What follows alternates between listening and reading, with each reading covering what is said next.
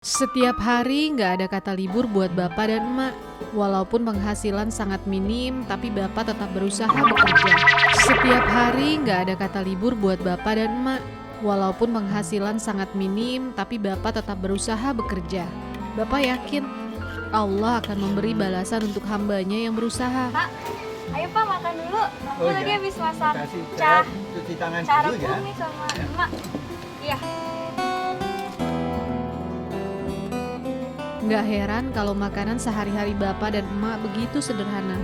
Uang yang mereka kumpulkan dari hasil berjualan sapu dan sayur sebagian besar digunakan untuk jajan anak mereka di pesantren.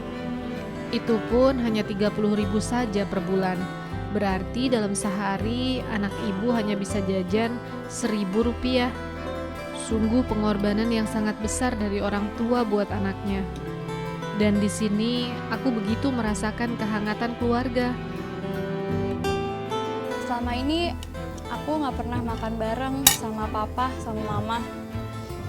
Karena papaku sama mamaku udah bercerai dari aku kecil, jadi aku nggak pernah merasakan sehangat ini bersama emak sama bapak, bisa kumpul bareng, bisa makan bersama. Aku nggak pernah ngerasain itu sebelumnya. Jadi aku senang banget bisa berada di sini, di keluarga baru. Aku udah nganggap emas sama bapak udah sebagai keluarga aku sendiri. Aku bahagia banget punya emak, punya bapak, baik banget, perhatian sama aku. Aku belum pernah ngerasain sesenang ini. Di balik sikap tabahnya, ternyata emak dan bapak menyimpan beban.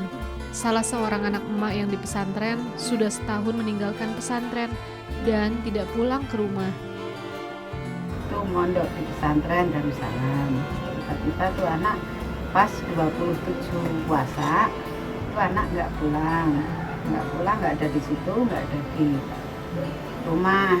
Saya nanya sama pengurus pondok dan pesantren, ternyata nggak ada di situ. Emak sangat merindukan anaknya yang hilang. Emak hanya bisa berdoa agar anaknya kembali ke rumah dengan selamat. Saya kurang tahu tuh, ya gimana kurang perhatian dari pondok. Tapi kan masuknya ke situ dulu saya ya udah memenuhi syarat, ya, pakai uang bulanan, ya pakai pendaftaran. Tapi ya Allah saja. Nanti kalau manusia yang nggak suka kan, ya mesti berak yang besar. Iya. Emak kangen ya sama? Ya kangen juga. Tapi gimana saya mau nyari nanti tidak sampai habis apa dijual belum ketemu. Semoga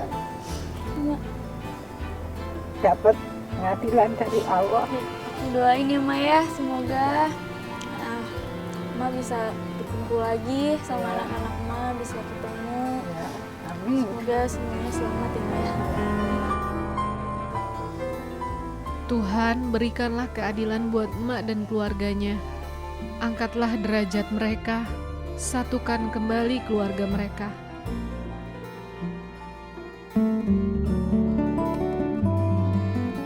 Tinggal di rumah emak dan bapak, aku merasa bukan lagi orang lain. Emak sudah menganggapku seperti anaknya sendiri, sementara aku yang baru saja kehilangan mama, seperti menemukan sosok ibu yang baik dan perhatian. Bapak ngapain? Mau bersihin musola. Oh, aku bantuin Bapak dulu ya sebentar.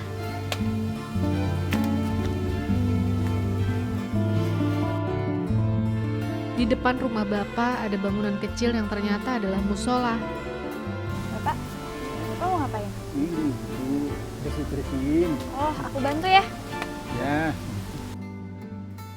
Dulu bapak adalah seorang imam masjid, tapi sejak ada masalah dengan anaknya yang di pesantren, bapak jadi sering tidak bisa melakukan tugasnya sebagai imam karena harus mencari anaknya yang hilang.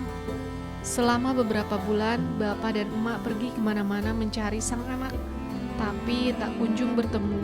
Sampai akhirnya mereka tak mampu lagi membiayai pencarian dan memutuskan menyerahkan semuanya pada Allah untuk menjaga dimanapun anaknya berada.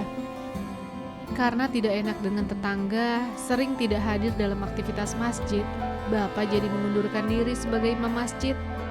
Sebagai gantinya, bapak mendirikan musola ini. musola yang sangat sederhana. Di sana-sini penuh tambalan kertas bekas bungkus deterjen yang berfungsi menahan angin. Bapak bilang, sholat di musola dekat rumah jadi lebih tenang dan lebih khusyuk. Sungguh mulia hati Bapak. Walaupun dalam keadaan sulit, tapi Bapak tetap rajin beribadah. Aku banyak belajar dari mereka.